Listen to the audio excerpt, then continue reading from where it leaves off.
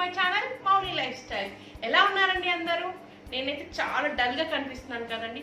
అవునండి, చాలా long journey చేసినాక ఇలా ఉన్నాను. లాంగ్ జర్నీయా? ఎక్కడి నుంచి ఎక్కడికి వచ్చాను అనుకుంటున్నారా? నల్గొండ నుంచి వరంగల్. వరంగల్ అనగానే ఓరుగల్లు, ఆ రుద్రమదేవి పరిపాలించిన సామ్రాజ్యం, ఇవన్నీ వింటుంటే గూస్ బంప్స్ వస్తున్నాయి కదా. అవునండి, నాకు కూడా అలానే అనిపిస్తుంది. నేను అలా ఆ కోటలోకి ఎంటర్ అవుతుంటుంటే నాకు ఆ కోటకి ఏదో సంబంధం ఉందనిపించిందండి.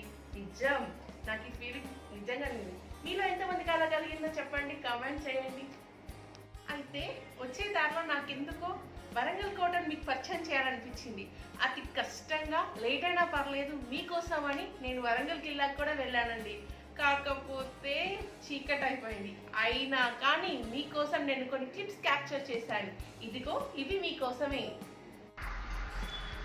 వరంగల్ నుంచి ఆల్మోస్ట్ 2 కిలోమీటర్స్ అంత దూరంలో ఈ కోటలు ఉంటాయి. ఇప్పుడు మనం ఎంటర్ అవుతుంది వెస్ట్ ఎంట్రీ అన్నమాట. ఇలాంటివి మొత్తం 3 ఉంటాయి. మట్టి కోట కూడా, అది ధర్ని కోట కూడా అంటారు, ఇంకొకటి రాతి కోట కూడా. మొత్తం రాతితోనే నిర్మించారంట. ఎలాంటి నిర్మాణాలు చూసారా? పెద్ద పెద్ద ఆల్మోస్ట్ 30 feet అంత హైట్ ఉన్నాయండి. అలా మనం లోపలికి వస్తుండగా చుట్టూ మనకి కోట గోడ యొక్క ప్రహరీ కనిపిస్తుంది. చూసారుగా, ఆ ప్రహరీ చుట్టూ ప్రహరీ గోడ ఇలా ఉంటుంది.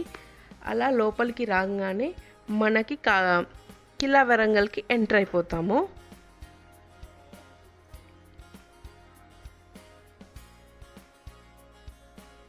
అదిగో అక్కడ కనిపిస్తుంది చూడండి, అది ఒక తోరణం అన్నమాట. ఇలాంటి తోరణాలు 4 ఉంటాయండి. ఇవే కాకతీయ రాజ్యానికి సింబల్. మొత్తానికైతే కిలా వరంగల్ చేరాను. నేను ఆల్మోస్ట్ టైం వచ్చేసి 6 అవుతుందండి. అప్పుడే చీకటి పడడం స్టార్ట్ అయింది. దీన్ని కుష్ మహల్ అంటారు. కుష్ మహల్ అనేది మన సుల్తాన్ రాజులు, ఢిల్లీ సుల్తాన్ రాజులు కన్స్ట్రక్ట్ చేశారు. ఇది 1323లో వాళ్ళు మన కాకతీయ రాజ్యం మీద దండయాత్ర చేసిన తర్వాత ఇది కన్స్ట్రక్ట్ చేశారంట. వరంగల్ కిల్లాలోకి ఎంటర్ అవ్వడంతోనే చీకటైపోయిందండి. నాకు ఏమీ కనిపించలేదు, కానీ మీకోసం నేను ఫ్లాష్ వేసి మళ్ళీ ట్రై చేశాను. కానీ అక్కడ లైట్ షో జరిగిందండి. నిజంగా స్తంభాలు మాట్లాడుతున్నాయా అనిపిస్తుంది. ఒకసారి మీరే వినండి. గర్వంగా మీసం మేలేస్తున్న ఆ దృశ్యం నాకు ఇంకా కనిపిస్తూనే ఉంది. అవును, అనునిత్యం ధూపదీప నైవేద్యాలతో అలరారుతుండేది ఈ ఆలయం. పండుగ రోజున వేవేల దీపాల కాంతిలో సంగీత వాద్యగోష్ఠికి గాలి తాకుతున్నట్టుగానే అనిపిస్తోంది. ఇటువంటి ఎన్నో సంఘటనలు చూశాం. చతుర రాజకీయాలు, యుద్ధ సన్నాహాలు, వీరోచిత పోరాటాలు, సావు కేకలు, గుండెల్ని మండించే విషాద సన్నివేశాలు, ఆటలు పాటలు, వరంగల్ కోటని అప్పట్లో 12th సెంచరీలో స్టార్ట్ చేశారండి. అప్పటి మహారాజు గణపతి దేవుల వారు 1199లో స్టార్ట్ చేశారు. దీన్ని రాణి రుద్రమదేవి కంప్లీట్ చేసేసింది. ఇక్కడ నుంచి ఒక స్వరంగం కూడా ఉందంట అండి. 1000 స్తంభాల గుడికి ఒక చిన్న స్వరంగం ఉండేనంట. అప్పట్లో వాళ్ళు ఆ స్వరంగం ద్వారానే అక్కడికి వెళ్ళేవారు. అయితే 1000 స్తంభాల గుడి ఎన్నిసార్లు లెక్క పెట్టినా కానీ లెక్క తప్పేదంట. దాని ద్వారా దానికి 1000 స్తంభాల గుడి అని పేరు పెట్టారు. కాకపోతే ఆల్మోస్ట్ 310 కన్నా ఎక్కువ స్తంభాలు ఉన్నాయని ఇక్కడ చెప్పారు. రుద్రమదేవిని 1283లో అంబదేవుడు అనే ఒక రాజు దెబ్బతీసి చంపేశారంటండి.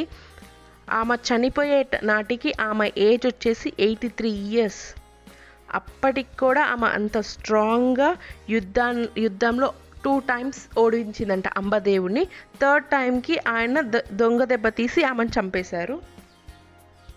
ఇప్పటికీ ఆమె చనిపోయిన ప్లేస్ మన నల్గొండ జిల్లాలో చందుపట్ల దగ్గర శాసనంగా ఉంది. ఇప్పుడు మనతో మాట్లాడుతున్నట్టు కనిపిస్తున్నాయి కదా, ఈ 4 తోరణాలు 4 సైడ్లు ఉంటాయన్నమాట ఈ కోటకి. ఈ తోరణాలను మాత్రం ఎవరు ఏం చేయలేకపోయారంట. ఎందుకంటే ఆ తోరణాల పైన ఎలాంటి దేవుళ్ళ సింబల్ లేవు కాబట్టి అప్పట్లో ఢిల్లీ సుల్తాన్ వారు దండయాత్ర చేసినప్పుడు వీటిని ముట్టుకోలేదు. అందుకే ఇప్పటికీ అవి చెక్కు చెదరకుండా అలాగే ఉన్నాయి. రుద్రమదేవికి 3 ఆడపిల్లలంటండి.